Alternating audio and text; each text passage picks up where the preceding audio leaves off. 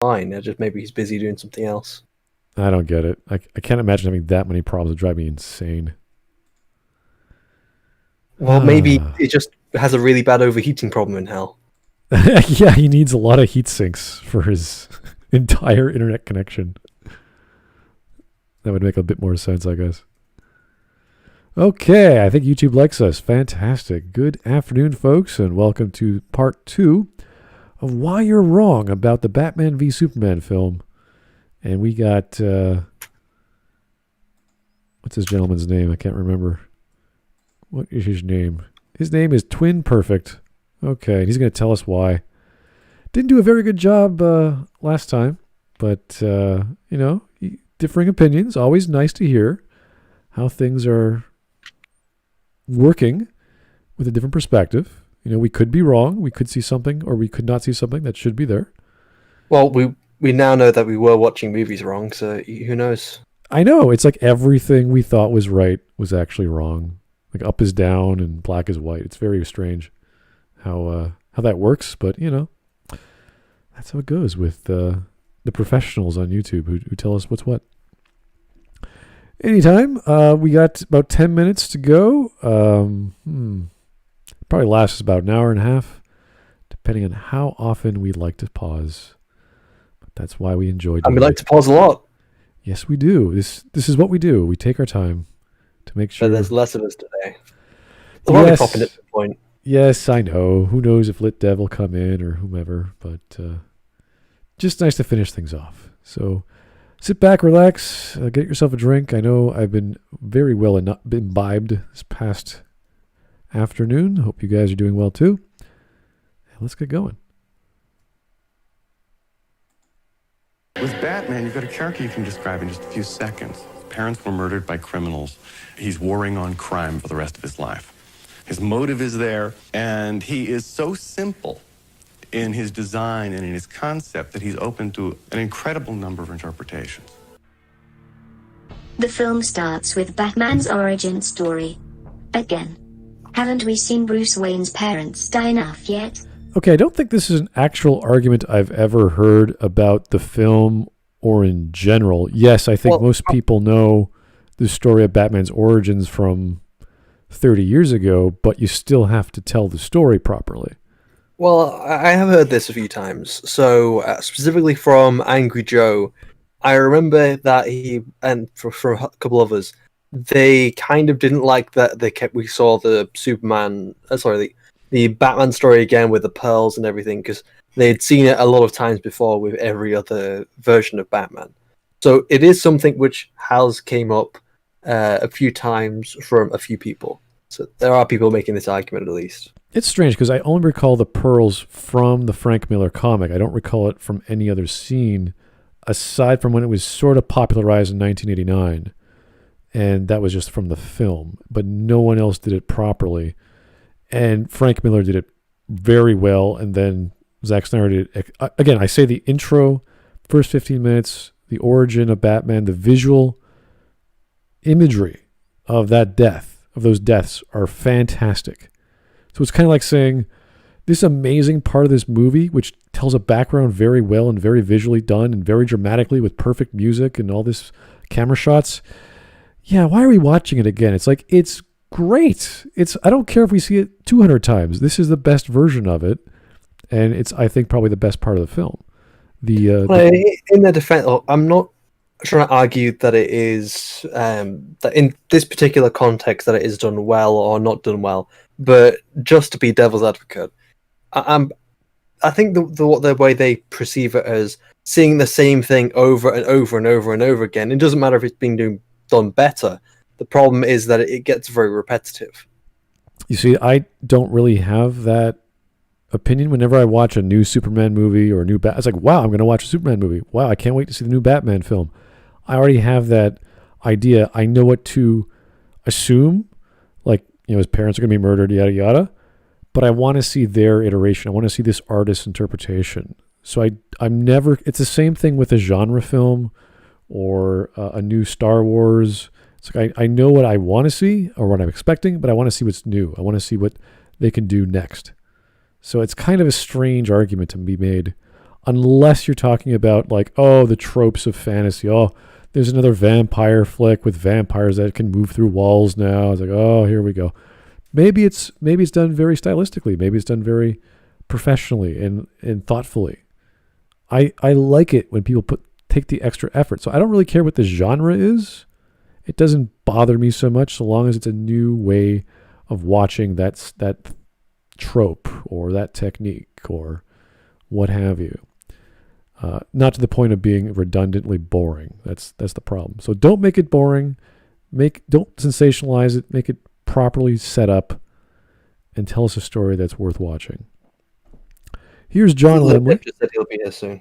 Oh, he will? Fantastic. Thank you, Mr. LitDev. John Lemley, Punish Bateman versus Superman, a fallen failure.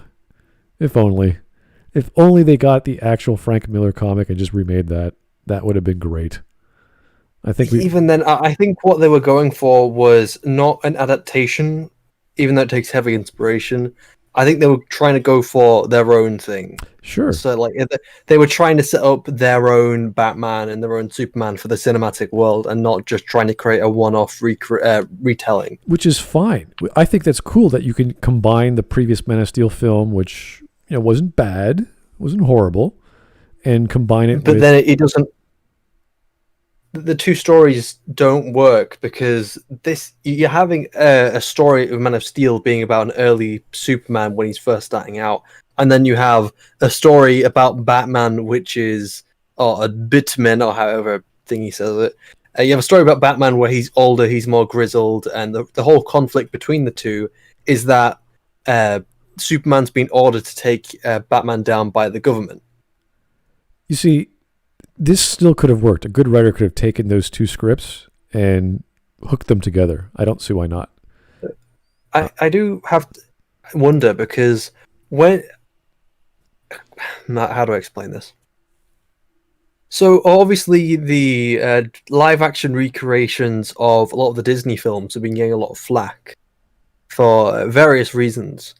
And I'm curious if it's also if it's not right to go for a live action adaptation of these Disney films, then would it be right to try and advocate for a live action version of Dark Knight Returns? And that's something which I suppose I've been pondering a little more recently as I'm watching reviews for the live action Moana, I think it is, that came out Mulan, yeah. Recently. Mulan, yeah.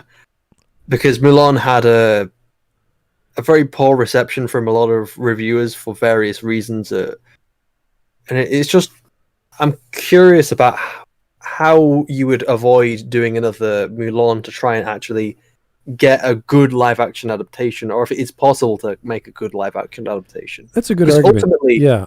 Ultimately, you're telling the same story again, and then what do you do to add just enough new stuff that it's interesting to watch, and and keep it the same enough that it's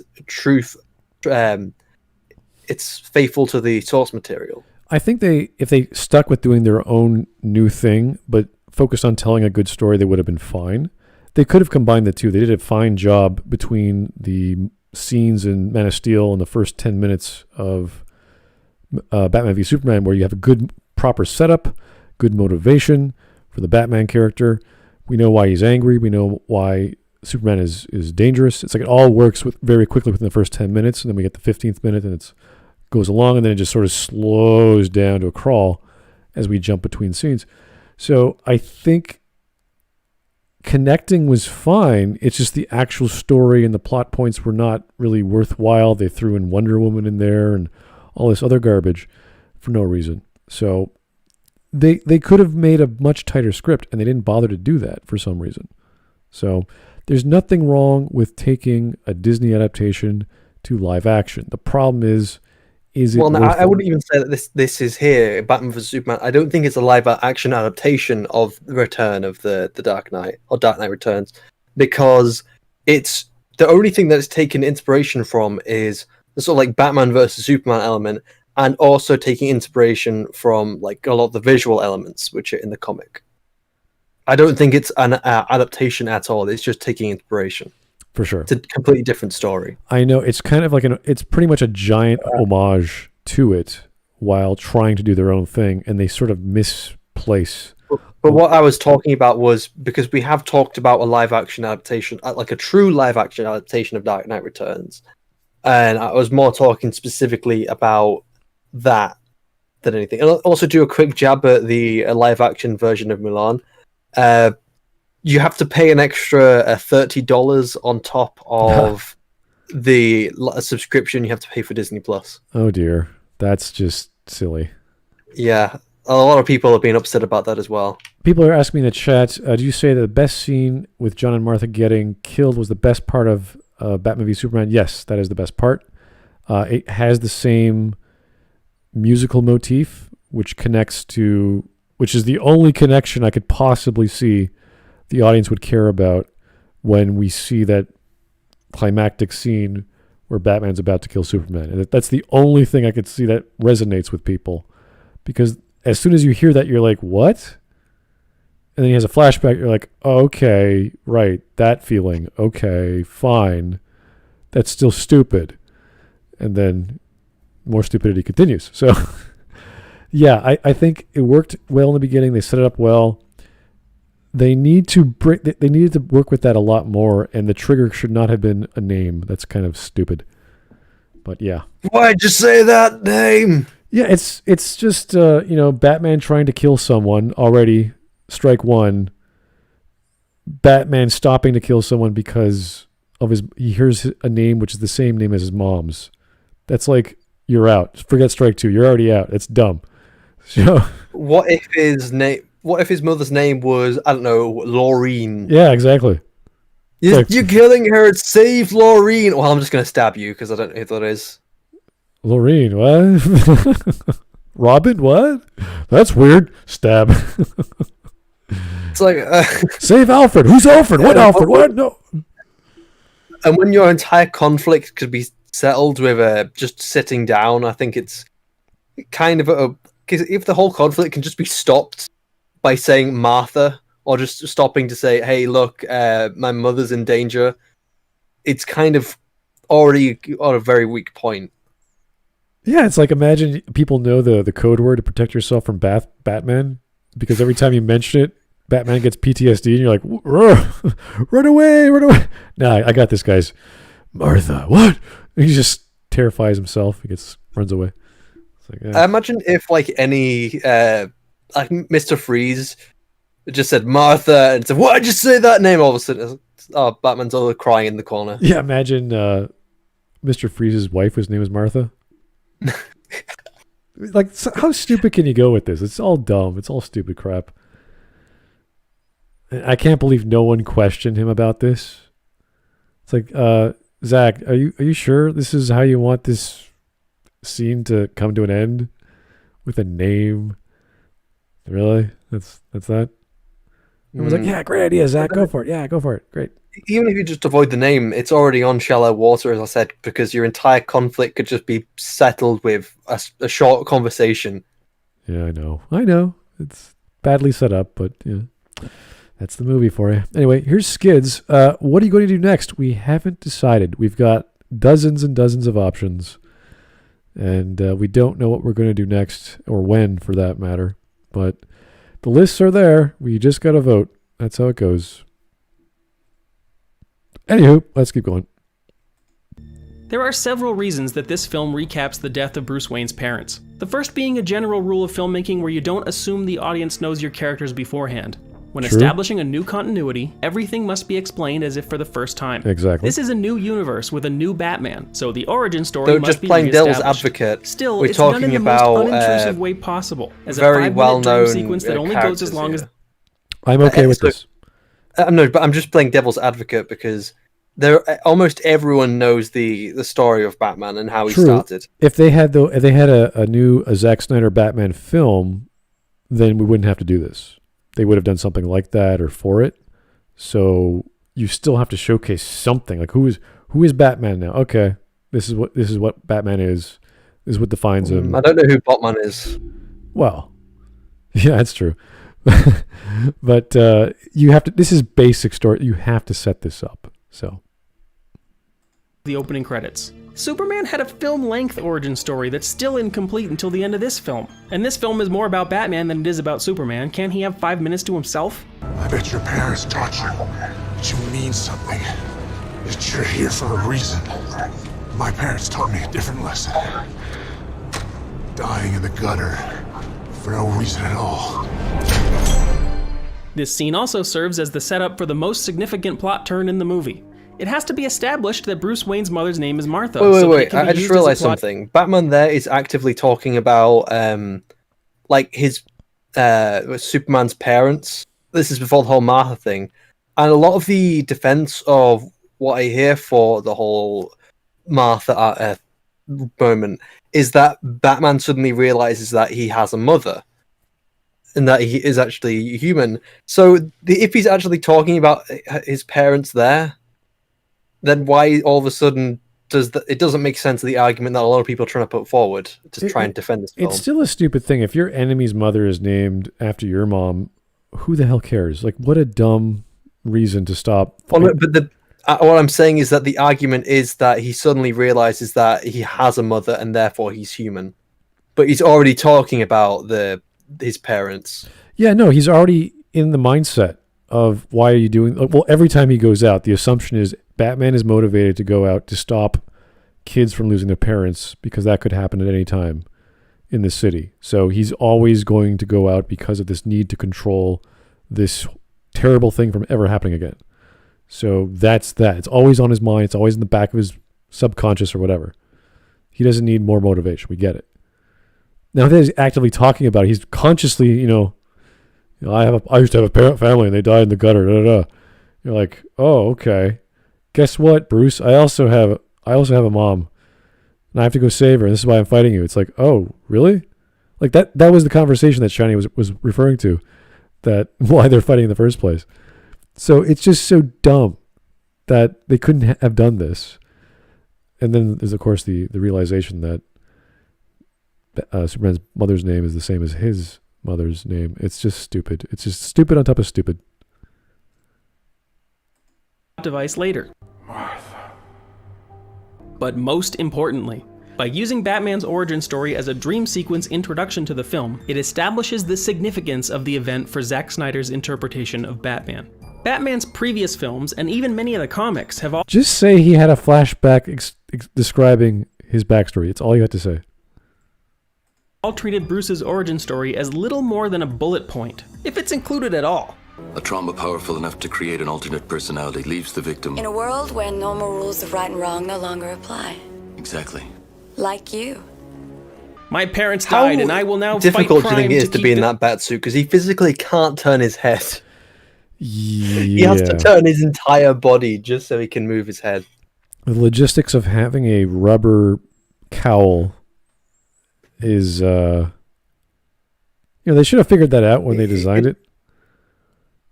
Back in the 80s and 90s. The cowl itself, in terms of like the head, the actual head itself, I think that's fine. It's for most part, it's a fine look. It's just the way it's attached to his neck and shoulders that he can't move his head. Yeah, I know. There's so many ways to fix that. And why not? Why they haven't, I don't know. They fixed this with mail plate back in the day. In medieval times. Obviously, it's not rubber. It's a metallic rubber substance that the military doesn't know about. It costs billions. To make. It's this ridiculous composite that just has the strength of steel, but it looks like rubber. I love that's the explanation for Star Wars Stormtrooper armor. It only looks like plastic. It's actually plasteel. Yeah. Oh. It's from happening to other people because I am selfless good guy. But selfless good guy? That's Superman, not Batman. In Batman v Superman, the murder of Bruce's parents isn't just a jump Batman start is selfless, though. They're both selfless good guys, because that's what a hero does. They're selfless. Every day, Batman goes out on patrol not because he wants to. Putting himself in danger constantly to try and save lives. Yeah, the classic example of Batman in the animated series was just a guy with a cape and a cowl, no bulletproof armor, no special super duper gadgets, using his wits and his skills to stop bad guys. Now you got, Batman in like all kinds of Kevlar vests and flame retardant, this and that, and all kinds of gadgets that can kill. And he doesn't, but he uses them not to kill. So it's what interpretation of Batman is the best? There's so many iterations. So, but it all comes down to a person who was so traumatized as a boy that he must control that event to never happen again. And this is what he does. He could have done multiple other things to fix Gotham. And you could say he still does with his money and his investments in Wayne Tech and what have you. But he decides to do it the way that he wants to. And hopefully that's good for his conscience. We don't know. This is just his mentality. He only cares about Gotham. He doesn't care about the whole world. Yes, that pops into the Justice League and all these other things where he realizes that the world is bigger than him. And whenever he gets the Mobius chair and he can see, all these answers that he never had questions to before, and all these other things that happen, and other iterations of Batman. But the basics is one man who has the capacity, the time, the money, the resources, and the drive to do whatever it takes to solve a problem. What Batman will eventually become. It's the driving force in his life. He's forever consumed and tormented by memories of the event, and it's eating away at his sanity as it fuels his ever-growing rage against criminality. I don't think it's eating away at his sanity. I think it makes him go into a state of panic where he forces himself to do stuff he can't understand or come to terms with. So he goes to the Himalayas. He goes across the world to learn boxing and every kind of martial arts and how to be an escape artist and all these other things. So that when he has to deal with issues, he knows he pulls from this repertoire of skills and experiences so that he can fight crime. That's what he wants to do. I don't think it's gnawing away at his soul. I think it's just a hugely traumatic event that he's buried deep within himself and he knows what it is. And instead of facing it head on and becoming a better person and becoming happy, he uses that as fuel to let him go out into the world. I don't think he's hurting. I don't think he is hurting. I don't think his soul is degrading as a result. I think his soul is being uplifted because he is going out, because he's saving people. I think that's his motivation. I could be wrong, and I don't see that cause eating away out him throughout the movie. I never see him go, "Oh, I hate going out. It's not worth it. I can't save everyone." It's like whatever. I never get that from this version of Batman at all. This shows us the why of Batman far better than any past film. It's not just Bruce's nightmares, it's his mannerisms, his facial expressions, the way he fights. His anger is boiling to the surface and I really don't think the way he fights expresses what he's talking about. It's this own version of martial arts that Batman has created. That's all I get from it. Like it's kind of like a brawler, ninjutsu sort of thing. He uses weapons and techniques and takedowns. Maybe mixed martial arts. I don't know, but definitely not. Oh yeah, I could see it in his punch. He's really motivated to stop crime. It's like no. You can really feel that motivation as he pummels your face. Yeah, he's really thinking of his parents every time he punches you in the gut. It's like, no. That's dumb. every scene.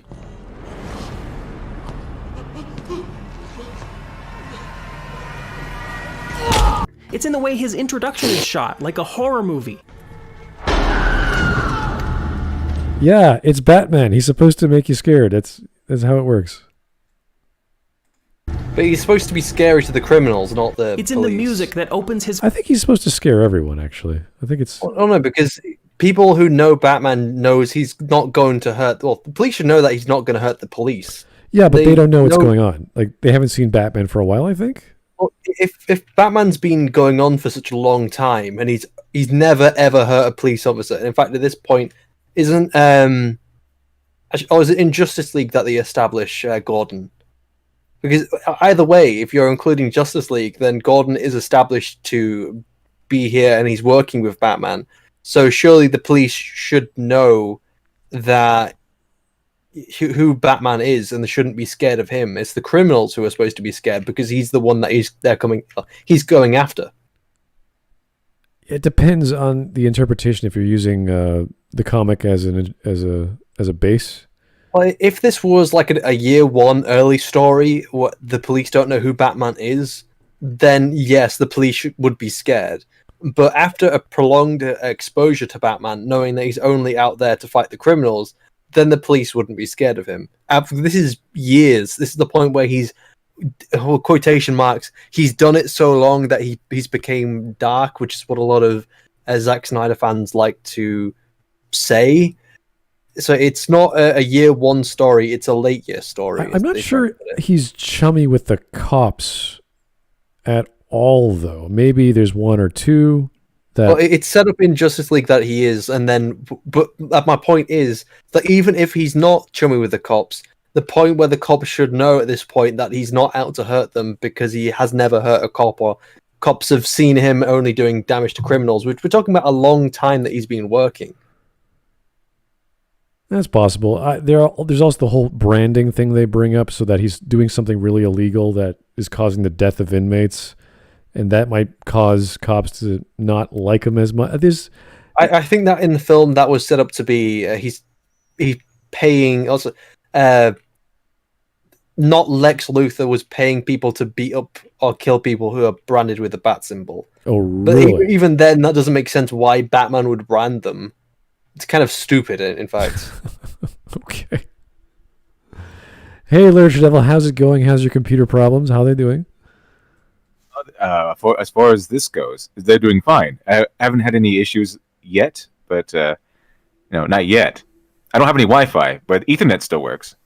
Okay, that's something. That's good. Yeah, good to hear. Okay, yeah, we've all got some computer problems. I have my own hardware issues I'm dealing with. But I just wanted to finish this video off. We were doing so well last time. And hopefully we'll get done within an hour and a half. And we can move on talking about other things aside from the Bateman. Or the Botman, whatever the pronunciation of... Botman. Botman. Ha ha ha ha. Ha ha ha, Botman. I did not hit her. I did not... Oh, hi, Botman. Tommy. What are we going to do with it? Tommy, you're a gift to us all. Never stop being you. Did he actually audition for Joker? Or that was just a joke? That was actually... It was a joke made by Nerdist. Okay. Yeah, it was. They just filmed Time Wiseau as the Joker during The Dark Knight. That was in a real movie, just just to see what he would be like as a Joker, which was very, very entertaining. It's very entertaining. Fight scenes, that instrument that sounds like a scream of rage and terror.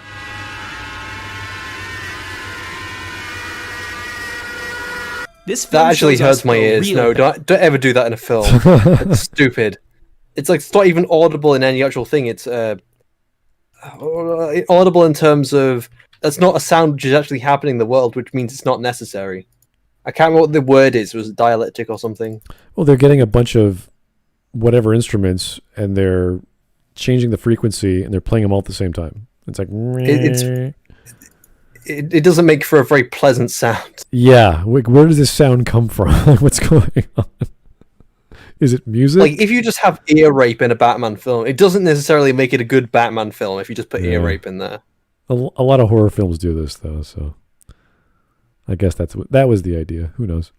Here's Goodman 4. I think in DCMU, Batman have been over 20 years. Yeah, he's been there for a while. He's not as old as he was in The Dark Knight, but he's kind of like in between, I guess. Not an old guy. It's like this is a Batman sort of like not, I suppose maybe just like maybe in his prime or just after his, I don't know. Because yeah, if he's been doing it for 20 years, it'd be about 40, but it's not kind of old enough to be actual Dark Knight, but it is sort of like quite old still. You know, Fran has a point here. That little scream and rage sounds so epic or whatever. Actually, does sound like Tom screaming when Jerry hurts him. When Tom the cat gets hurt by Jerry, it actually sounds like. You ever heard Tom scream? That's exactly what it sounds like almost. Just play the entire orchestra all at once. Just keep increasing the volume. Batman. Fears and inner demons drive him to dress up like a crazy person and seek out crime to beat it mercilessly into submission night after night after night. Ben brings that intensity that we haven't seen in the Batman. The Batmans that we've seen in film have been kind of graceful and very efficient. Yeah, because he's Batman. Anger that's also, brewing inside they Ben's established Batman. that one thing I don't like is that they established What's the point of Bruce the Wayne armor to be flips? pretty much completely bulletproof from point blank, just like there. Yeah. I think if the entire Batsuit is just completely bulletproof, it takes away any kind of risk from Batman. Because If he can't, he gets shot in the back of the head at point blank range, and it's still able to deflect the bullet. like, if it's the body, then sure, from a rate distance, I can understand it like being bulletproof. But even at close range, I think that's going to do some serious damage. But like, that's a point blank at the back of the head, and it does nothing. It's just saying this Batman's invulnerable. It kind of annoys him a little bit at best. That was it. And with John Wick had that sort of idea with the suit that kind of can block bullets, but it was established that it won't kill you, but it'll hurt a lot. And you could see that when he goes back to the Continental and he takes off his suit, that he actually is heavily bruised and that he is in pain. But it doesn't kill him. That's the thing. It keeps him safe from bullets. It's more impressive if Batman doesn't get, he doesn't die from bullets because he doesn't get hit by them. That's more impressive. Because Batman he's graceful and efficient because he's Batman. Like, he's gone all the way around the world, training from one master to the next. That's why he's efficient, and that's why he's graceful. Okay, it's not just because you want to be more realistic and gray doesn't mean you have to make him this more brutal, intense fighter. You can, but there's nothing wrong with him being graceful and efficient. Real life fighters are graceful and efficient because they're practiced. And that Batman has been going around for 20 years. You would expect him to have some sort of grace. It's grace and efficiency. It just comes with knowing what you're doing. I guess that's kind of the point, isn't it? I think people have no idea what it feels like to know what you're doing, so they don't know how to write a character who knows what he's doing.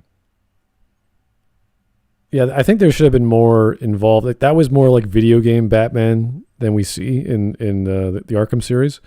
And that was kind of cool because just to see that play out and work that way, it didn't involve as many of the subterfuge elements or the stealth elements that we would have liked to have seen. That makes Batman more cool, more believable, more stealthy. And that's what we got from, I think, the 89 film. Like, we got from Nolan did a really good job with the whole with the fear stuff. Yeah, no. It's like you have to work with the mystery a lot more. You don't see Batman coming. You don't know what happened until it's over. That's kind of the big peel. Here he just jumps down against a room full of like 20 guys and starts beating them up. You're like, oh, geez, he's serious here. But they all have guns and grenades and knives and whatever. You're like, okay, this could work if, he's really nimble and graceful and can dodge and this and that. But he gets stabbed really heavily, and then he gets shot back. Like, he doesn't care. It's like, dude, what the hell are you a tank? Like, what's going on here? He has no reason to care. That suit just blocks everything. He's invulnerable. He's basically the Superman. With that suit on, he's basically the Superman. Like, he has super strength. He's invulnerable to knives and bullets. There's no real stakes there when he fights. It's just really cool. And when you do that, you take away all the tension. It's like, he just got shot, no big problem. He just got stabbed, no big. It's like, okay, then what's the problem? Like, what's the thing to be scared about or fearful of our hero? It takes away moments that you can have, like, for instance, when Batman gets stabbed in what was it, Dark Knight? Yeah, that was a big deal when he got stabbed in Dark Knight Returns. Or maybe Dark Knight also, because I remember there was a big deal when he got stabbed in Dark Knight Returns by the Joker. That was a big deal. He almost passes out there and almost gets caught by the police because he's so hurt and wounded, and he still hasn't recovered. He never fully recovers before the end of the story of Dark Knight Returns.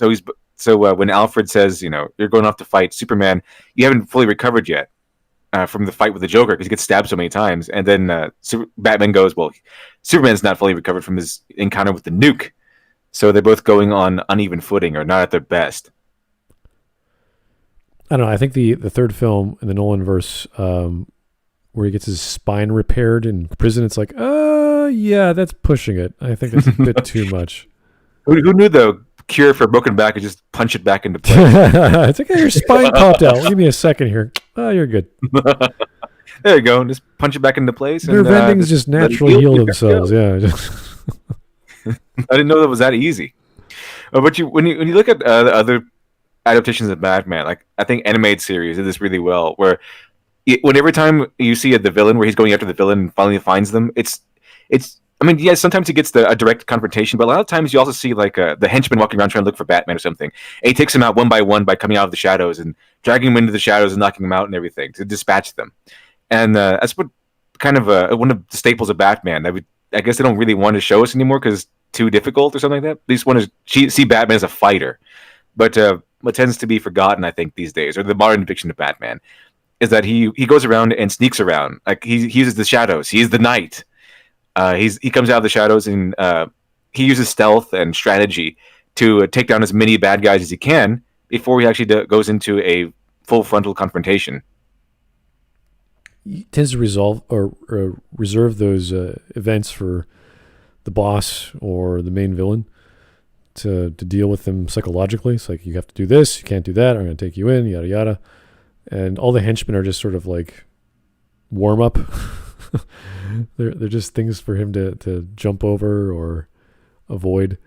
So there's plenty of stuff in the comics where Batman gets severely injured, and there's always like some magic ritual or some cybernetics or whatever to get him healed, especially in the Nightfall arc where Batman gets his back broken by Bane, and he has all these replacements for the Mantle of the Bats, and there's all these people that take it and put it off. And when Batman becomes too violent, he has to take it back from him. So this is a big deal in the comics, and why Batman is the way he is, why he doesn't kill.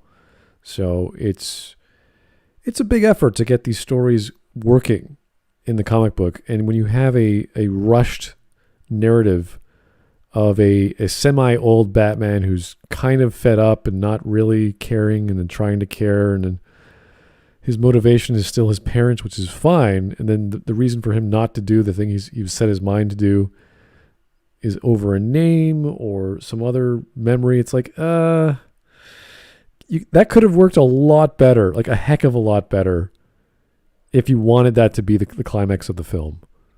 So climaxes are very important, guys. And if you don't get that height, you're not going to make the landing. If you don't have that amazing performance, you're never going to stick the landing to make it make sense. So you have to do two things with your climaxes. Make the climax mean something. Make the resolution of that climax mean something as well. It's as if Batman just flicked a switch as soon as Martha was stated, okay, now I'm your friend. It's like, what? Why? How? That was actually in the review by his nostalgia critic and Angry Joe. For Martha, why'd you say that name? It's his mother's name. That's even now a how it should have ended joke that they'll constantly take the piss out. They invented a fictional villain called the fictional. It's a villain that doesn't exist in like DC and stuff. They created it themselves, and they came up with Martha. And like when he's introduced, they just have Batman say, "Why'd you say that name?" Oh wait, they also make jokes about it in other animations they do. From now on, we are the best of friends. Yeah, that's all it takes. Anyway, let's keep on. This is a very strange criticism he's going to say. We're going to stop when he mentions it, but okay, let's go. Dream sequence. And who's that weird guy that shows up at the end of it to warn him about Superman? Isn't that the Flash? If it is, it's too bad it's only a dream, since that would actually be an interesting plot twist. Okay, so this is not a criticism. This is as if someone's saying, what's going on in this scene? It doesn't make sense. If this scene was X, therefore good. That's not criticism. That's praise. It's like, I think X, therefore it could be good. It's like, It's strange because like they're trying to say, oh, was it a dream? Was it? Who knows? Yeah, this is a bad thing. That's nonsense. This is a bad thing when you're talking about time travel dream sequences or flashbacks or alternate dimensions or double characters like two Batmans or whatever. Like you can't. These are not good things in stories. You have to be very clear what's happening. And that whole scene was like a 10-minute aside where there's this post-apocalyptic world and Batman's in with duster fatigues and whatever. And it's like, what is this about? What is going on? Does the Flash have the power to send dreams into Batman's brain. It's in a lot of other versions of the characters that they say if the Flash vibrates or runs at a very specific frequency, then he can go through time or go through dimensions, and that's one of the things which starts. So one of them is Flashpoint, or I believe it is, where he accidentally creates an alternate reality, and another one is the Injustice games, where the Flash accidentally takes them into a different galaxy or something by vibrating, but because he was running. Or actually, was it that, or did they bring them their intent? I don't know. Either way, the Flash can vibrate to make a portal to another galaxy. Here's an interesting super chat from Bogue. Thank you, sir. That was Adam Warlock. They just named him Marta. So Adam Warlock is a character from Marvel, and Marta, I'm assuming, is a character from DC, and they might have parodied him in DC, which is interesting because that's why would you want to parody Adam Warlock? He was you know how there's a person who represents one of the Infinity Gems? I think Adam Warlock was the Heart Gem or the Soul Gem. So it was like the main king gem of all the gems that controls the others. I don't know what the big problem is though. So yeah. So I remember them saying that it was original character, but hey, I don't know anything about Adam Warlock. But in terms of Oramaster saying that the Injustice is an alternate universe, I know it's an alternate universe, but there is an actual the main universe itself. Either the reason why they get there is because they're pulled there, but either way, the Flash in the main universe of Injustice, not the actual Injustice universe, the Flash can vibrate at a specific frequency to allow the opening of a portal to get to and from. But combine that with the dream sequence it does not help things. It just makes things even worse. So dream sequence, then potential time travel is like what? and then it just happens and it goes away, as if that was just a thing that happened at the desk that Bruce just fell asleep at, and he woke up like, oh, that was weird. Oh, time to go back to killing Superman. It's kind of like what? Has nothing to do with the story. So trying to slam in all these characters for the sake of it is not a good method of storytelling or setting up a franchise. They tried so hard to make a movie that not only set up the movie's premise, but also future movies, because they were trying to play catch up. That's what it seemed like to me, anyway. Yeah, they're trying to play catch up with Marvel. It's like a film that's trying to do not too much, but just we got to do that product placement. Oh, we got to do this new character in there. Oh, like that scene with the laptop with all the symbols on it from Lex's computer. It's like, okay, Lex is sneaking on all the other, like that scene with Aquaman. He's got the trident. He's looking at the camera and he stabs the camera. You're like, okay, thanks, Zach. Really helpful. Here's Skids. Thank you, sir. Speaking of Infinity War, there's a video by OmniViewer that is a negative review of it. I like him, but I disagree about the video. Link is on Discord. Okay, thank you, sir. I don't know too much about the film, as I haven't seen it, but I do know the comic book. So I know that there's kind of been a weird changing perception recently, because I've been hearing from a few people that they don't really view Infinity War in the same light as they first watched it.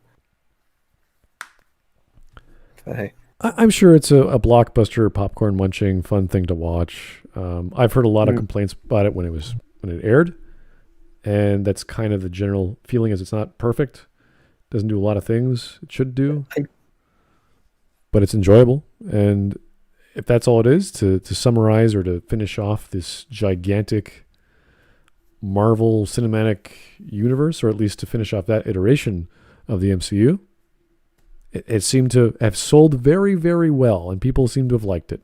You know, I really want Botman to be like an actual canon thing. So like he's just like a Batman copycat, Botman. This is going to be an equally disturbing Joker.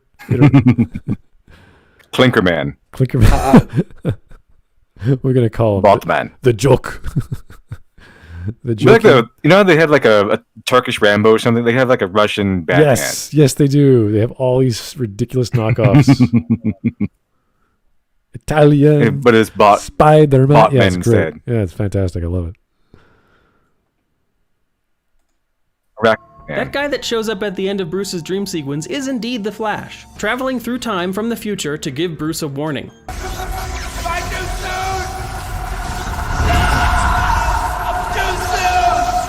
And it did actually happen. We know this because we can see papers that were kicked up during the event fluttering to the ground in the background after Bruce wakes up. Why was But then why does he randomly just fall asleep? Is he just well, for is one it like thing, Oldman? we don't really know how time travel Is he works in this universe. But there are a couple of thematic reasons why this was actually a great way to do this. Oh my god. Okay, so we don't know how any of this works, but this is great. But he just like, why would he just randomly fall asleep? Does he have like narcolepsy? Yeah. Does he have like old man Batman has narcolepsy? He just randomly falls asleep. I guess breaking the laws of time and space is really tiresome. Oh, I just want to imagine like Batman's now fighting some criminals and he just falls asleep on the spot. Yeah, it seems to be out of character. I think Batman only sleeps like 1 or 2 hours a day, and it's not at night. I saw one adaptation where he actually addresses this, where he actually uses some sort of technique where he actually only needs 2 or 3 hours of sleep a day. One of those high functioning what are those type A personalities? They just, go, and they never stop. Mega rich, I don't know, one of those lifestyles. If you're gonna be mega rich and live a life of Bruce Wayne, I think you need something to keep yourself sane. But it's also just really convenient. He just falls asleep. Yeah, I know, at his desk, which I'm sure he's solved a long time ago. And then he doesn't know like if it was real or not because of that. Which makes us go, what? It's like, then what's the point? Okay, so if it is supposed to be real, then what's the point of trying to make us think that it was a dream? It's just in such a stupid way as well. It's a bad setup for a thing that never happened, and we don't know why. So I don't know. There's a lot of dumb crap in this film. This is one of a minor point. It's just one of those things that you can just cut it, and the rest of the film will go on just fine. So it was supposed to be added for Justice League, and it was kind of added for a really weird thing, and they don't properly explain it in that film either. You could argue this is like a warning or some sort of thing that if Batman doesn't do X, Y will happen. Therefore, he's more motivated to stop Superman. So it's like, okay, yeah, but it's so obscure. It's like having a bad dream that the building you're in is going to collapse. It's like, whoa, that's kind of weird. Well, let's make sure that building never collapses by not doing anything stupid. Like, okay. Like, there's not much else you could say there. It was a waste of time. And Zofritz, I don't know, you just became a new member. Look out. But hey, how's it going?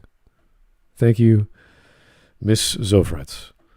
The Legion grows. Yes, the ever slowly and lazily. Bruce's dream is actually a premonition that he receives as part of the Flash's time travel. Okay. Bruce is seeing a possible future, the one that Sure. Flash is warning about But should how? something happen to Lois Lane. How?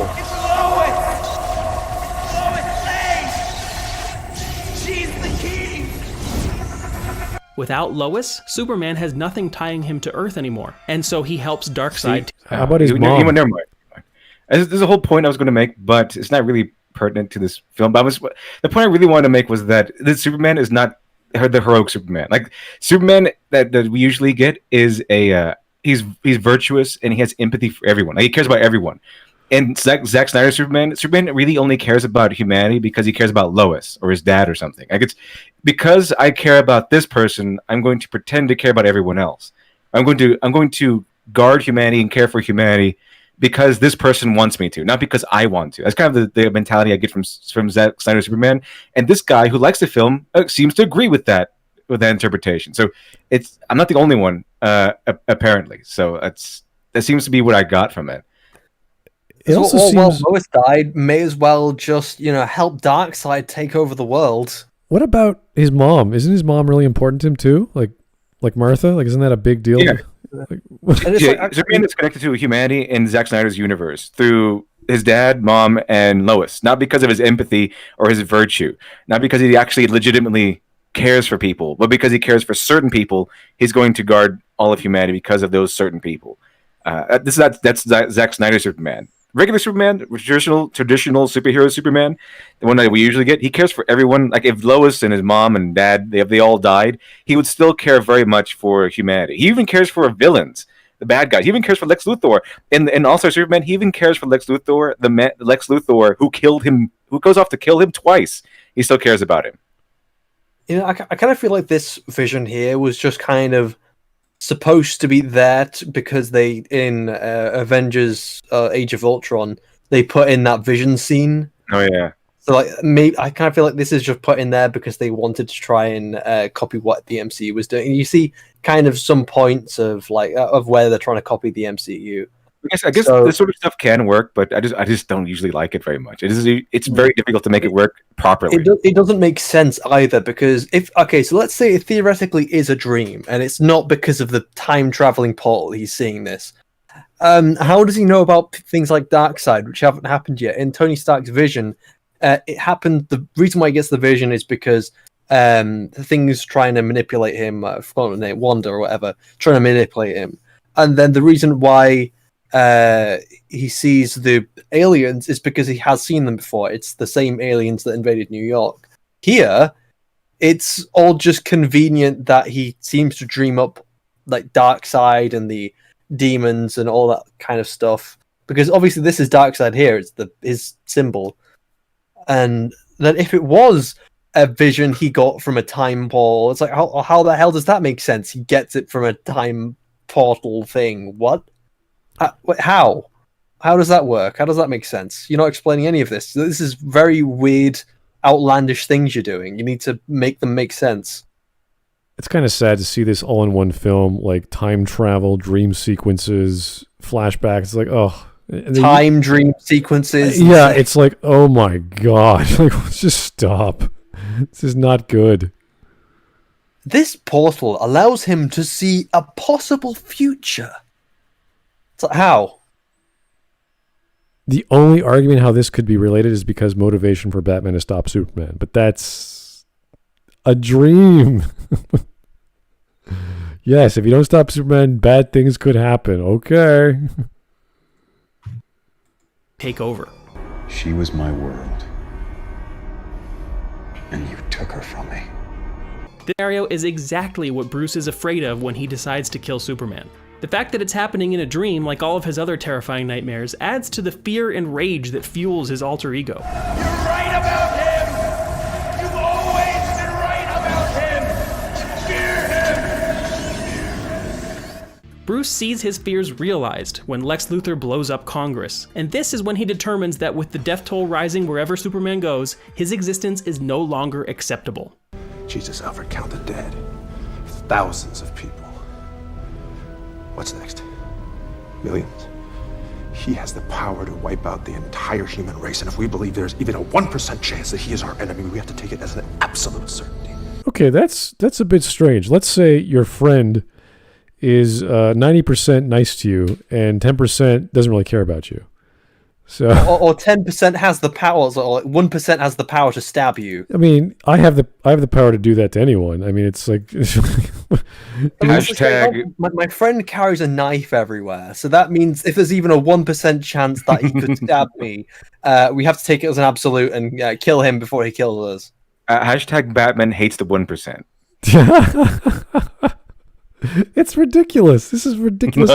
Batman would never have this kind of logic. He would go a little more highbrow with the math, I think, and figure out some probabilities. You know why he wouldn't go with this logic? Because Batman's smart, or I should say Botman is smart. Botman. Oh, hi, Bruce. Oh, hi, Bruce. So, what are you doing today, Bruce? Oh, we're going to take over the Superman. Like, okay. I want to see Time Was So Joker and Ben Affleck's Batman go out and toss the football around. That'd be great. Oh, and tuxedos. Hi, Botman. How's your sex life? I did not stab her. I did not. I did not. Oh, hi, Botman. And we have to destroy him. Batman's take a 1% chance as an absolute certainty logic doesn't make any sense. It's That's not a because good it enough doesn't. reason for him to want to kill Superman. This is not an appeal to probability fallacy, where events are taken for granted based simply on the probability of them taking place. Then what the hell is it? He gives us a 1% probability of something happening, and therefore A it must 1% be... chance is very low. It's extremely low.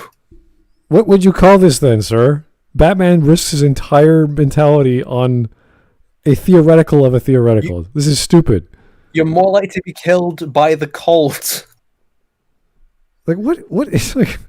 I'm sure Batman deals with probabilities all the time in a very practical, believable way, so he doesn't get killed. Like when he jumps off a building, or his rope might not work, or his grappling gun might fail. Like he does this every time he jumps.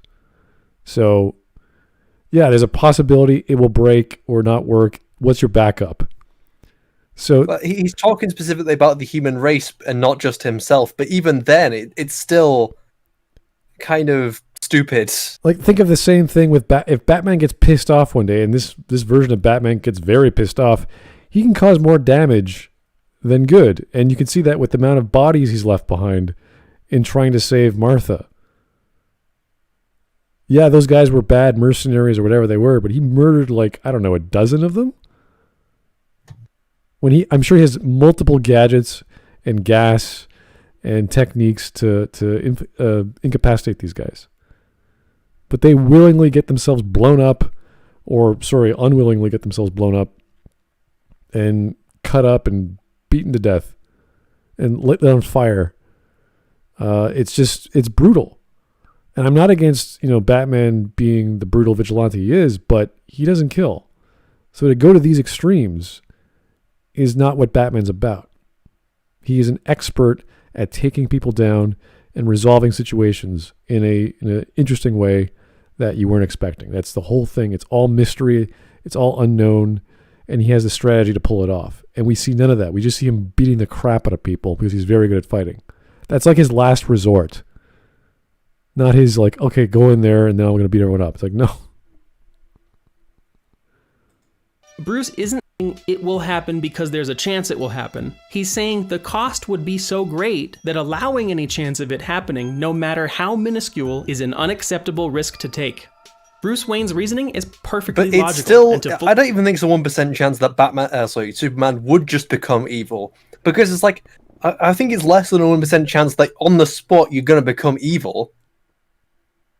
Just on the spot, you're just going to turn to a completely different person. I'm just going to become a stabbing maniac.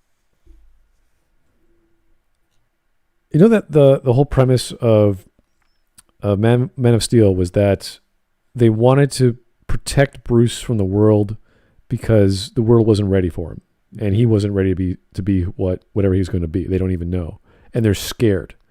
They are scared of this ticking time bomb that is Clark Kent. And here we have it. Here's Batman trying to deal with this ticking time bomb when this is something that Superman should have dealt with. He should be smart enough and mature enough to figure this out. He should have his father, his surrogate father, as well as, well, he used to have a surrogate father, but as well as his AI holographic dad teaching him these things, what to do, what's right and wrong. And he's going around and not solving all the problems. He's acting as if he's the big bully on the schoolyard and telling Batman to go away. And all, it's like, why are you doing this? This does not sound like Superman to us. All because of what? At that point, I don't think Martha's being captured. So why is Superman so angry at Batman? Is it because he's branding people? Is that the thing? So he's angry at Batman because of what Lex was doing? Is that the whole plot? I don't quite grasp why Superman is evil, or not evil, but angry at the Batman. Maybe I'm wrong. Maybe I got this wrong. understand it, we have to delve into the philosophical realm of existential risk. No, we don't. It's very simple. What he said didn't make sense. Mm-hmm. This area of philosophy deals with potential risks to human existence, attempts to measure them based on likelihood and severity, and then attempts to weigh the costs and benefits of preventing If he's such going to say risks. Superman has a 1% chance of destroying the world, comparing it to tornadoes and such, I'm going to hit him. I'm pretty sure that the nature of Superman, the nature of Batman, is that they believe in the good of people rather than the bad of people. This is why it doesn't really make any sense for a character like Batman to say, well, if it's 1% chance he might destroy the world, then we have to take it as absolute certainty. Because there's more than a 1% chance that the Joker's going to destroy the world, but yet he doesn't kill the Joker. Exactly. And the whole thing with, I mean, if you look at the Batman the animated series, he cares about the inmates. Like, he cares about the people he puts in Arkham Asylum. There's that one episode where there's a guard goes crazy and he starts being too harsh on the inmates, and it comes out and it's revealed to the world that this guy is abusing the inmates, even though these inmates are horrible people like Poison Ivy and Harley Quinn and all that stuff. And then Bruce Wayne, he's legitimately bothered by this, and he does everything in his power to protect the inmates from that abusive guard. And because he believes in the good of people, he believes in protecting people regardless of their moral nature, whether it's good morals or bad morals. That's his nature. He wants to believe in the good of people. He wants to help out those who can't help themselves or who are in need of help, whether that be financial or moral or mental or otherwise. Do you remember the episode of Justice League Unlimited where it's kind of a reference back to Batman Beyond?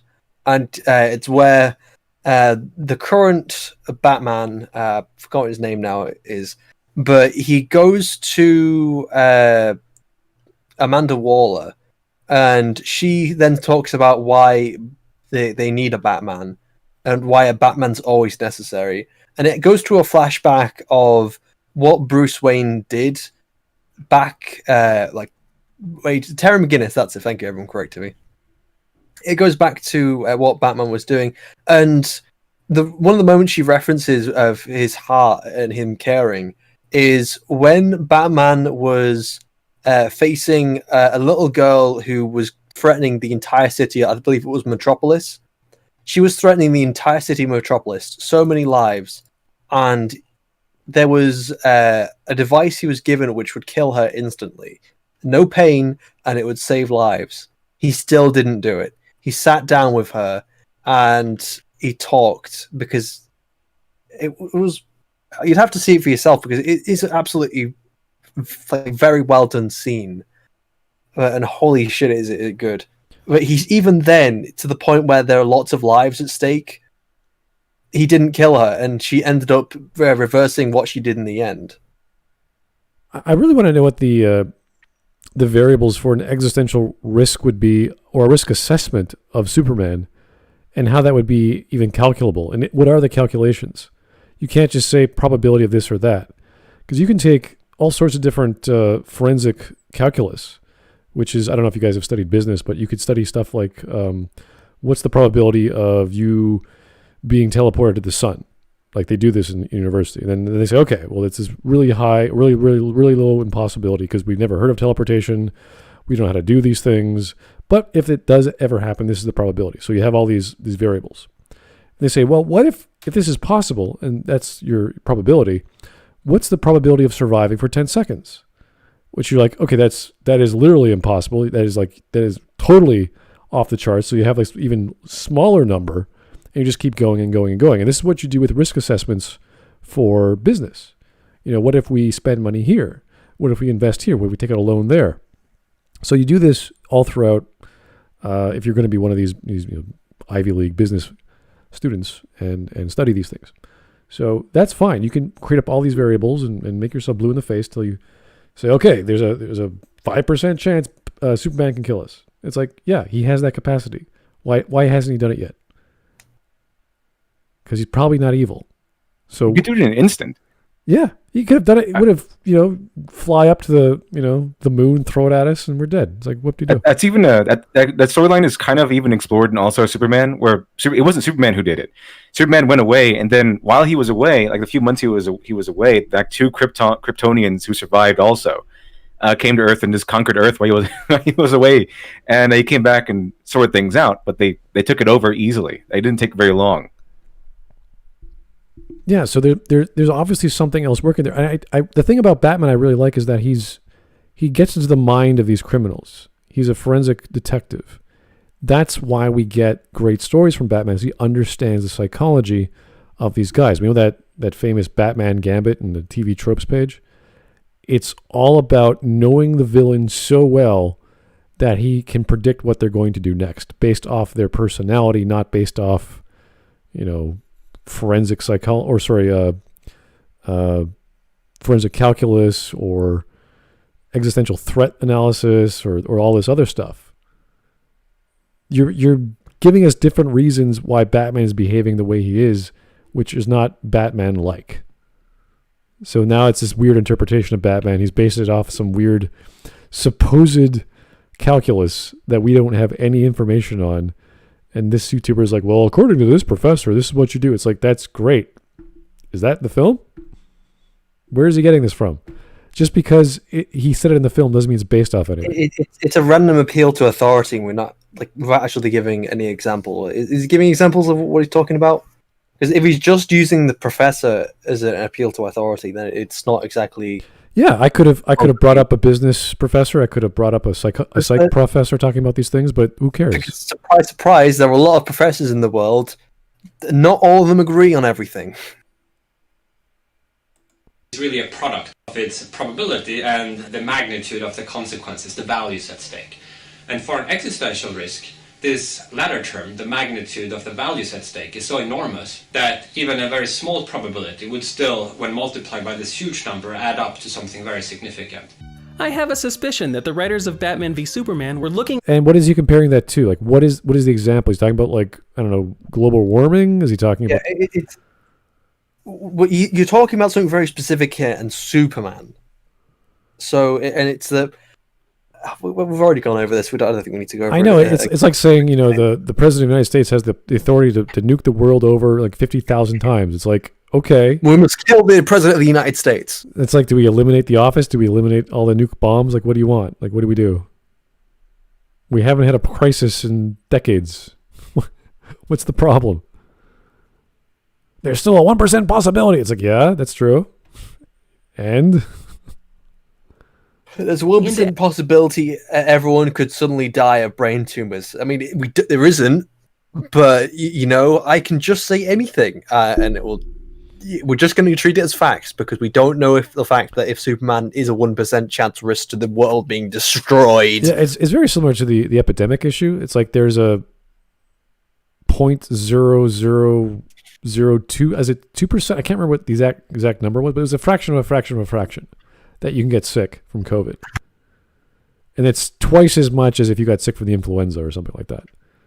You're like, okay, right. There's a greater chance of me getting hit by a car or, falling from a great height or all these other things that could happen. Well, even that's down to kind of exposure. Every day you're exposed to a lot more cars than you are exposed to the coronavirus, for instance, because at the moment it's still a minority of the population which has been infected, so it's not exactly a one-to-one comparison. Right, and we're talking about something which is fairly common and knowable, and there are some treatments. They're not perfect, but there are treatments, and there's recovery methods, etc. So when you're having a risk assessment of Superman, you're like, well, he could kill us. Why hasn't he? Maybe he's human. How is he human? Let's find out. No, he's evil. We want to stop him. I was like, what? Why? Existential risk when they were thinking about a real-world godlike alien scenario. In particular, this 2012 research article entitled Existential Risk Prevention as Global Priority by Nick Bostrom, who describes risk assessment like this. An empty cave is unsafe in just this sense if you cannot tell whether or not it is home to a hungry lion. It would be rational for you to avoid the cave if you reasonably judge that the expected harm of entry outweighs the expected benefit. The benefit of exploring a cave. You're curious. The benefit. So the argument really is that Batman's idea is that Superman his potential for evil outweighs the benefit for good, which he is right now. We're helping out the entire world. So that 1% chance that he might destroy the world far outweighs all the good he is doing. So the potential for him to destroy the world. Let's take Batman's case of a 1% compared to 99%. If it is true, I don't even think it's that. It's probably less than 1%. But even if it is, that 99% is a much bigger than the 1%. So the benefits really outweigh the risks here. If you're caught in a rainstorm, right, and it's thundering and lightning outside, you have a chance of getting struck by lightning or whatever, and you can run into a cave, and you're 99% sure it's completely empty. Are you going to stay outside, or are you going to go inside the cave? It's just this. I can't even, like, it's so silly. Use it like these citing papers now from the University of Oxford. Is like, what are you getting at? What is your point? But even then, the paper he's bringing up doesn't even help his argument. I mean, we could talk about risk assessment and all these other things you do in business. You know, I'll say the paper is right, because obviously it is about weighing the risks versus the benefits. But that isn't applicable to this situation, because the benefits of Superman far outweigh the risks. And we do know that Superman was fighting an evil, and he saved the world, even though it caused a lot of property damage and a lot of deaths. And he's talking to Congress or the Senate. He's doing all these things. He's cooperating with people. Maybe in not the nicest way. I know he rips out a satellite from the sky and Man of Steel and all these other things. He's being a bit of a dick. Yeah, but he's not like eradicating people. So it's like, hey, we have this alien, extremely powerful alien. What do? Be nice to him. Get to know him. He seems to care about us. He seems to love us. It's like, wow, okay. Invite him to the home, give him a chocolate bicky. Be nice. Even if it's not sincere, right? Even if it's not sincere, like Snyder's Superman is not sincere about his heroism. That's what it seems to me. Like he just, like I said before, he just cares about Lois and his dad and his mother and all that stuff, and that's why he protects humanity, because they want him to, not because he wants to. But he's still doing it. Like even if it's false, we see him as an overall good. He actually is helping out humanity, regardless of what his motivations are. So even if the potential good for Superman, and because the good he is doing is there, that's what he's doing. He's doing good. The good Superman represents far outweigh the evils of if he turned evil or not. The benefits of Superman are much greater than the potential for evil, because he's not doing that. He's doing good right now. If he were evil, he would be taking over the world like Zod. We actually got an example with Zod, some guy with Superman's powers who was evil and tried to take over the world or destroy it or whatever. So we got to see that example. If Superman wanted to take over the world, there was some sort of certainty that he would, then he would. With whatever reason in the future, he goes against it because Lois dies or something. But at the moment, if that were actually Batman, if it's still the good characterization of Batman, he would see the potential good. He would value the good and the potential good of Superman far more than he would value the evils of Superman or condemn the evils of Superman. Potential in this scenario, because he hasn't done these evils yet. He hasn't performed them yet. He basically wants to kill Superman for crimes he has yet to commit. Right. Take the potential plot line, or from the comics at least, the popular plot line from Lex Luthor. He wants to run for president, and let's also forget the fact that people who run for president are megalomaniacs or what have you. People see Lex Luthor in a new light. They say, oh, he's wants to run for president. He wants to do this and that. He's helping people. He's using his resources and finances to better America, et cetera, et cetera. Batman would go, wait a second, this is Lex Luthor. He's evil. We'll see the surface facade for what it is, but we're going to inspect him. And even in the comics, he's always plotting against Superman the entire time, even though on the surface he's being nice and giving a charity and doing all these other things to get elected. So that would give a good argument or a reason to see that there's these two layers, a good and a bad, to Superman. But there isn't. It's just he's good. For some reason, he doesn't like Batman because Batman's doing bad things in Gotham, and he doesn't like that. And he's angry at that. Clark Kent is, rather, so he reflects that in his interactions with Batman. And Batman's like, oh, I got to stop this guy. He's after me. And it's like, he wants you to go away. There's many things Bruce Wayne could do at that point in time to have a conversation.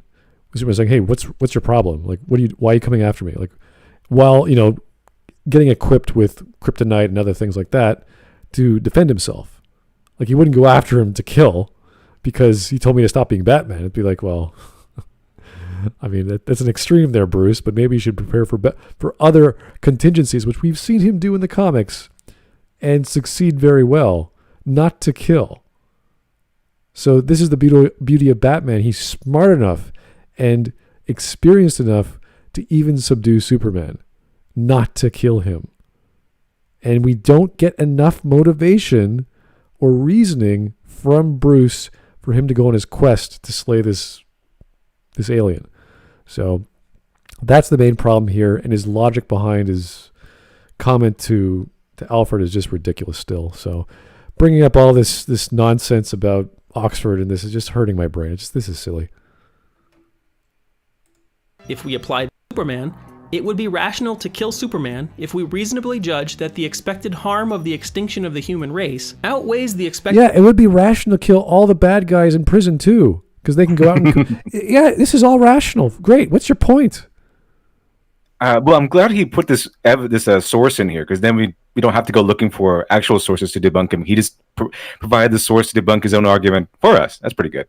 Yeah, it's like, why have cars? Just ban all cars. Why have guns? Ban all guns. Just do all these things to keep people from being hurt.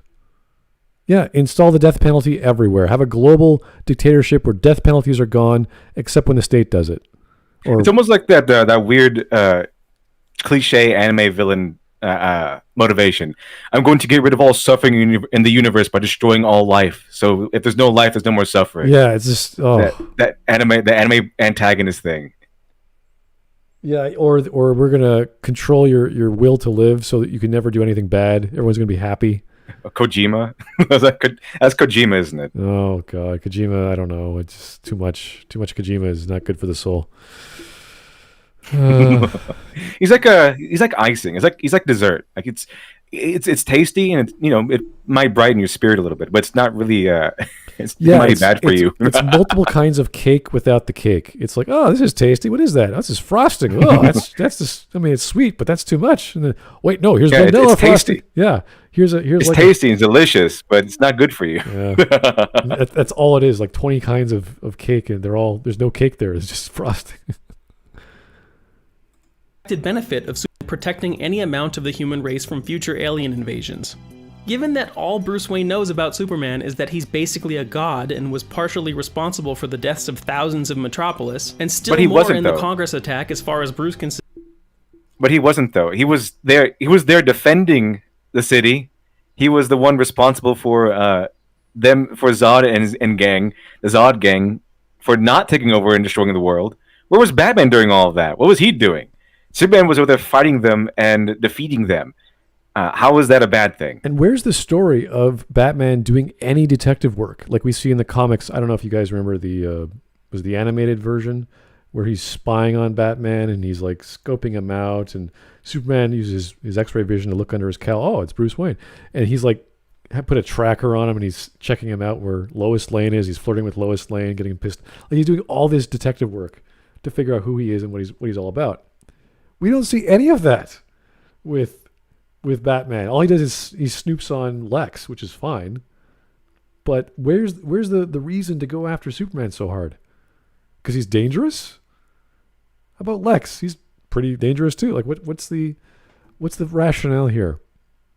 So I want to see, if it's a Batman v Superman story, I want to see Batman be Batman. Can you at least have that first? Get the detective work going first? Give us reason and motivation for Batman to go after Superman, and then give us a reason why Batman needs to kill him if that's the actual end result. They could have told a story like that where Batman is so focused he doesn't see why he's good, or if there is any good, and it gets revealed in a new shocking way, which could be whatever dumb method that Zach had in mind, only maybe a little more intelligent, please. Like that could have happened, so it built up. But instead, it just drops on you like a rock, and you're just like, what? Wait, Bruce, are you serious? I like how they dropped in a mystery plot, but it's just I don't know. It's kind of the superficial elements of mystery plot. It kind of like tells you it's a mystery, but it's not really, because he's looking for the white Portuguese in there, and it just turns out to be some sort of Lex Luthor thing. And we don't really see him do any really real detective work. It's not really integral to the plot. It's just sort of something he's working on off camera, and then it just turns out to be connecting to Lex Luthor. So it's not really doing any detective. It's not integral to the plot. It's just something that goes on. It just happened to be going on behind the scenes somewhere. We don't get really good, solid detective work that's actually integral to the plot. That needs some mystery that needs to be solved so the plot can move forward. Because mysteries, I think, are hard. Mysteries are difficult to make because you got to put in work and clues, and you have to know where they're leading up to. You have to use logic, all that stuff. They don't really like that much in Hollywood anymore. And we only see a bit of that in that weird, long, drawn-out scene at that party where Bruce is going downstairs with the kitchen staff and trying to bug, I guess, a monitor which connects to the Wi-Fi, which connects to the network, and he downloads all. It's like, okay, fine, whatever. There should have been more involved of Batman running on rooftops, investigating people, where these shipments. Like, we got some of that, but it's all to get kryptonite or whatever. It's like we have to get more build-up. And it was a long enough movie for build-up to happen. There was build-up, but it was the wrong kind. So we need the motivation. We need the plot reveals. We need all that stuff that makes Batman Batman. And give Superman more story, because there wasn't enough of Superman. As the YouTuber even mentioned, this is a story mostly about Batman. And it's just the wrong kind. It's the wrong kind of reveals and actions that Batman takes, which make us go, this is not the right version of Batman. Something's wrong here. Something feels off compared to Mask of the Phantasm or almost any episode of the animated series, which it's like, that's Batman. That's Batman. Like everyone is like, yep, they got it. Bruce can see, it would be reasonable for him to judge the possibility of Superman directly or indirectly wiping out all of humanity as greater than 1%, and Nick Bostrom's article assesses the possible value of reducing that chance. Even if we use the most conservative of these estimates of the number of biological human life years in the future accessible universe, which entirely ignores the possibility of space colonization and software mines, we find that the expected loss of an existential catastrophe is greater than the value of 10 to the 16 human lives. This implies that the expected value of reducing existential risk by a mere 1/1,000,000th of 1 percentage point is at least 100 times the value of 1,000,000 human lives. So on its own, the argument stands, but we actually have confirmation of Bruce's fears in the premonition that he gets from the Flash's visit. The Flash confirms that the apocalyptic... But it's still just stupid, though. It's all just one big theoretical concept of danger. That's all it is. Theoretically, I did the maths, and because I did the maths, I'm going to kill you. Yeah, I can make a... Maps has told me that you could possibly do something bad. If there is a 0.0000001% chance you could kill 1,000,000 people, I'm just going to have to kill him. We're just going to kill him. I mean, that's like, what, 2 quadrillion? Was it, million, billion? Yeah. 2 trillion. I think 10 to the power 14. It's like, okay, great. Where'd you get that number? How does that work? What's your mathematical basis for saying catastrophe is bad, you would lose this amount of lives because what, future generations from that point in time? Like, what do we have? There's no evidence other than I agree in that the film before was stupid in how many lives Superman was inadvertently killing by fighting Zod in the city. But still, other than that, there is no reference point. And when you only have a reference point of 1, it's very difficult to work out probability. Is there a scene where Bruce ever confronts Superman about all the lives he killed and why? No, I don't think so. Does he ever ask him? I don't think so. In the movie, I don't think so. But their discussions usually go around where you or Batman confronting Superman. Do you bleed? Yeah, do you bleed? That sort of thing.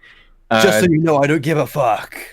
Pretty much. He doesn't really say, you kill all those people, that's why I don't like you. They don't really communicate very well with each other. Just, I hate you, I hate you, I hate you, I hate you. Well, that's because if they communicated for more than 5 seconds, they would actually be able to solve the entire conflict of between them. It's just a waste of conflict. Like, they could have developed that, and still they could have gone separate ways on the issue and still want to stop each other. That could have happened.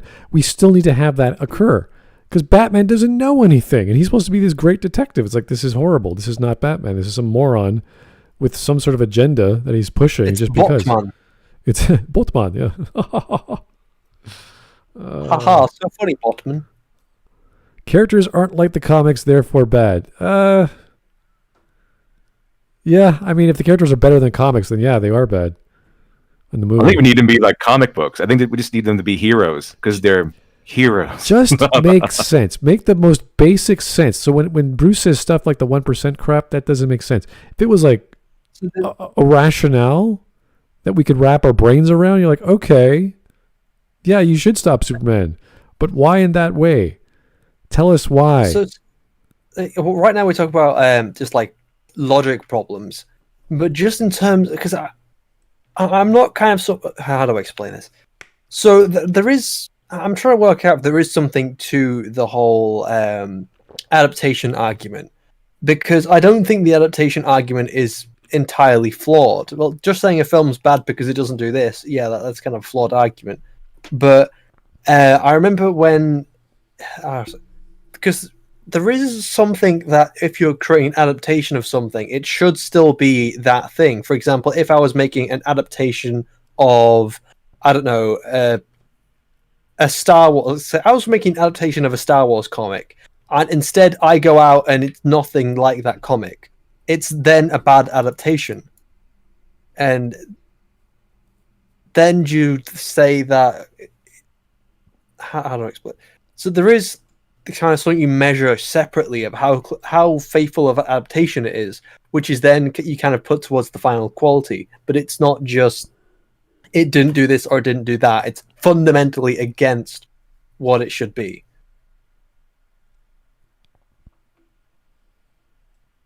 Apocalyptic future fears may become a reality should anything ever happen to Lois Lane, Superman's only connection to planet Earth. Yeah, but no, it's not, and that's stupid. Superman would not doom humanity because his girlfriend died. He grew up on Earth. He has a mother. He had a father. He has friends. He's a human being. If all of a sudden, I don't know, your girlfriend or wife died, you wouldn't go on a killing spree. And all because he was looking for Batman. If you wanted to find Batman, that'd be fairly easy for Superman to do. Even if you destroy someone's entire hometown, that isn't their only connection to this world. So we have a really dumb main character in Batman going on this crazy story of revenge, which he feels he's the only one who has to do it or how. And then we have this ridiculous time travel dream sequence fear thing that I don't even believe in, but apparently this paints Superman this ridiculous light that if Lois Lane is eliminated or killed before her time or whatever, he's going to doom humanity. And you're like, okay, that's pushing it. I think if you want to do that, you have to develop the character like we saw with the Justice Lords, where Superman goes the extra mile and just he's the one who kills Lex, right? That's the reason. He says, "Listen, Lex, you're more evil than you are good. I'm going to help humanity by doing this." Boom, and then that's the one step you should never take that breaks the camel's back, and boom, Superman's now evil for the right reasons, right? That's he's doing whatever it takes to bring peace on Earth, what have you. That's understanding. We grasp it. It's not the greatest act of heroism or villainy, but it makes sense. And that's really firmly grasp it. Yeah, it's all we ask in these stories. They can be as corny and cliched as possible. We don't really care. They're comic books. We get it. But at least make it make sense. Make the two characters face off against each other in a believable, understanding way. And when you don't do that, and we get stupid scenes that build upon themselves, Batman's motivation to stop Superman, Superman's motivation to stop Batman, why aren't they talking when they're confront? Why did Batman stop fighting Superman? Like, all these questions start popping up. It's just dumb, and they just keep going. That's the problem with these films. They're not They're not even basically intelligent. For a kid to go, oh yeah, I get why Batman's doing this. I bet kids who watched, I don't think kids were allowed in the theater because it was an R-rated film. All this violence and death. For them to even grasp what is going on here. The only thing that works, and I will say this again, the first 15 minutes of the movie are set up very well, and they have a musical motif, so that when we get to the climax, we understand musically and a little bit of visuals why Batman stops what he's doing. Not rationally. He's playing on the visual and audio performance of his artists to create drama for you to understand the story, which is not what you do in a story. That's secondary to the story. Those are nice to haves if your budget's big enough and your artists are talented enough. We got some super chats. That's so Skaven, thank you. Batman v Superman is basically a guy slamming two toys together. Fight, okay, now kiss, but no tongue because that's gay. I don't know what it is. I don't even think it's that good. I think it's worse than that. I think that's the premise, and then it evolved backwards from there. It is so bad. You watch it, you're like, this is dumb. Next scene, this is also dumb and long and boring. It's like, this is even retarded. Now Batman's killing people. Like, what is happening? I guess it's like that. It is like this nostalgia critic review a little bit, nostalgia critic review, where he's like the Lex Luthor in that review is like, now go fight Batman because I think it'd be cool. That's pretty much it. All the premise goes away, all the context. They remove all the flimsy context that the movie gives us why they're fighting against each other. And you get down to the real reason why they're fighting each other in the movie because the writers thought it would be cool. That's it. There's no real reason. Like if you compare it to where they got the idea from with Dark Knight Returns. There's a lot of substance to their fight. It wasn't just the fight that was, for itself. It didn't just exist for itself, or it's just to exist. It existed because there was a lot of weight on the reasons why they're fighting. Because Batman during that time, he wasn't supposed to be Batman. Like he was supposed to be out of the superhero business, and he's become so powerful and influential. By that time, it was basically it. That was it. He was the government could not allow him to continue anymore. Like that was it. They could not allow someone as influential and powerful as Batman, who inspired so many people, to exist under the government's watch anymore. So they sent Superman after him in order to take him out or to do whatever it took to stop Batman from doing whatever he was doing. And that's the clash, because it was the ideals of Superman, which were a little tainted in that book, but he was still Superman. Like his morals were a little bit off. It's like the same caring compassion that Superman has, but it was a little bit corrupted, like not in a malicious way, but it was a little askew. Like he put all of his faith in the government. That's where it goes askew. According to the book, my personal opinions aside. Even in Injustice. Like when it comes to when Superman has completely turned evil, he's irredeemable. When Superman has a chance to kill him and end like the possible chance of him, creating another what do you call it? His organization, I can't remember. Well, he creates another empire to stop Superman from creating an empire. He's not even willing to kill him. He keeps him locked up in jail because he doesn't want to kill him, even when he's evil. Justice 1, they end up putting Superman in this highly high-tech jail where they take away all his powers by having him blasted with red sun radiation or something. So he can't really use his powers, but he's in jail. They didn't kill him. And even in Justice 2, I guess if you go the route of Batman and then you face off against Superman, because you can choose. You can be Superman and fight Batman, or be Batman and fight Superman. They don't kill Superman. They put him in the Phantom Zone, I believe. Here's a good comment by Evar Jans that we never really talked about yet. Snyder just has a destruction spectacle boner. Even Dragon Ball Z characters make an effort to take the fight outside the city.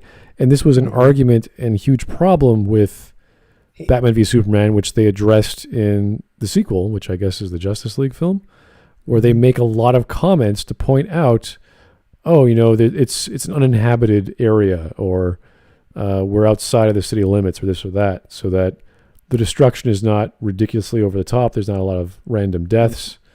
So they make that very clear to the audience, because people are freaking out. It's like, listen, I know this is a darker version of DC, but you're killing thousands of people.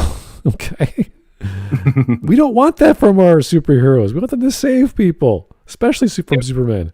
I think they kind of did that in Dragon Ball Z, where where Goku always says, "Okay, let's go out and let's move away from the city so the innocent people will be safe."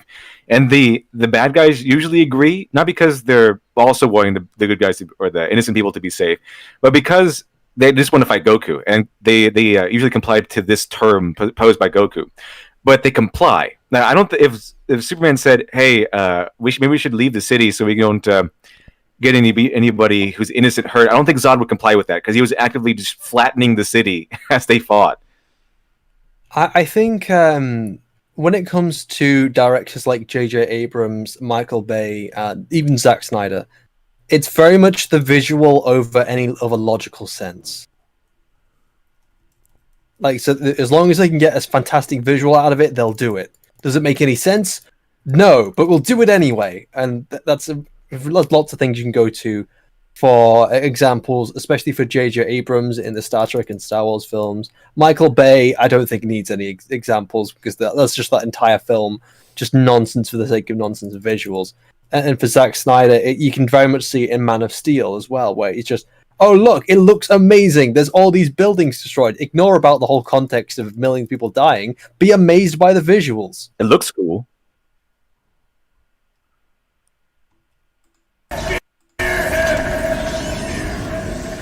And there's certainly a greater than 1% chance of Lois dying if she hangs around this film's version of Batman for any length of time. But it's still stupid. Wait. Lois is going to die if she hangs around Batman? What? Why? Wouldn't that be because she hangs around Superman? If he's the 1% possibility? If he has the 1% possibility of killing all of humanity, then I guess Lois would be part of that, right? What is the argument? Yeah. What is he talking about? Yes, last time I checked, Lois is part of humanity. Oh, boy. Here's Mikey Guzzler again. Thank you, sir. Superman tried to get Zod out of the city, but Zod kept bringing him back into the city. Really? I'm trying to remember that film. Yeah, there's about 20 buildings that got destroyed. So, I guess you're right. Yeah. Not to mention the big hole in the other side of the planet. Is that how it worked? I can't recall exactly how that weird machine was bashing the crap out of the planet to terraform it. Yeah, it's like, why are they trying to terraform a planet in the first place, which gives them superpowers and that they could very happily and healthily live on? Yeah, perfectly fine. Yeah, it's bizarre. And that's all I wanted to cover about this film's version of Batman. I actually think it's the best portrayal of Batman on film to date, and one that is as close to the core of the character as live action has ever gotten. Next time, we'll cover Zack Snyder's Superman, the fight between Batman and Superman, and the climax where they team up to defeat Doomsday. And he has a gun again.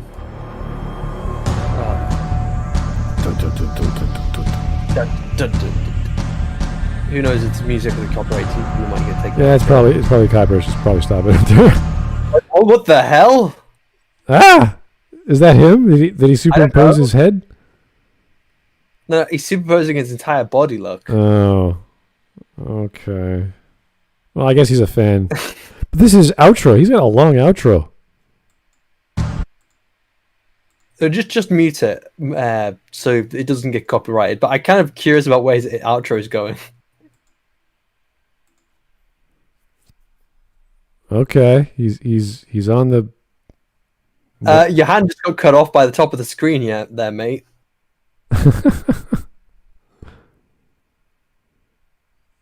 So what is he? I don't know. What is he? He's reaching outside of reality. He's imposed himself on top of the Batmobile and then imposed the Batmobile again in front of the camera. Okay, whoa, that's a little creepy, buddy. Rubbing your chest that way, it's okay. That is one of the strangest outros I have ever seen. Combating low standards of entertainment across the galaxy. Alrighty. I really don't think low standards... Actually, what? Why isn't that my subtitle? combating low standards across the galaxy. If you're arguing for Batman v Superman, you're saying people have low standards. Oh my god. Ooh. But yeah, okay, no, I'm stealing that. I'm stealing that as my subtitle. Okay. Okay, here we go. I'm writing it down right now. Okay. Here's Bogue. Save us, Neck Snapper. Burning building falls. You must kill Zod. There's no other option. Oh boy. Alex Halo, I just got here. What is going on? You don't want to know. Really, really silly arguments against why Batman v Superman is a great film and the best version of Batman on the screen. Okay, how does this sound? Combating low standards from a galaxy far, far away. How's that? That sounds good. That's good. That's fine. But I don't think you should have an outro like that ever. Like, don't. No, I'm not going to have CGI shiny on a bike on or a pod racer or something. Yeah, don't do that. Yeah. No, maybe I do need to do that now. On my parody videos, just have a very bold CGI shiny helmet on Anakin's head, and just like. Nyeh. It's not even a 3D one. It's just my little 2D artwork helmet. Put him in the foreground of every shot. And it's just like you're looking back and like rubbing your chest, like Oh god. That'll be attractive. Okay, well, that was about 10 minutes worth of this wonderful argument about how Batman v Superman was such a good film. And boy, was it ever. What a fantastic piece of entertainment. For different reasons, of course. But hey, thanks guys for tuning in. I know we have some technical issues here. We're still dealing with that. Hopefully we'll get them resolved. We'll get more videos coming up soon. I know I've been out of commission for the past week and perhaps next week just because my hard drive's been dying on me. But hopefully that'll be resolved. I know LitDev's still got his streams going in the morning. Hopefully those are still working. And Shiny's got his interviews coming up with Shad. And we got to... Yeah, I'm editing the last 10 or 20 minutes of it. And then I need to send it off to Shad before doing the visuals because I need to make sure he's fine with all his answers. Good stuff. And we got to watch Lower Decks hopefully soon. No. Yeah. That should work. It should work now. It'll be extremely painful. Yes, it will. It'll be extremely painful. Yes. For all of us. So thanks for tuning in, guys. We'll talk to you real soon. If you have any suggestions, please leave them in the Discord on the suggestions channel. I greatly appreciate it. We have a big list to go through. The last is probably the rest of the year, if not the next year. There's so many. But they keep coming in, and we do appreciate it. So thanks for tuning in. We'll talk to you guys real soon. Have yourself a great evening.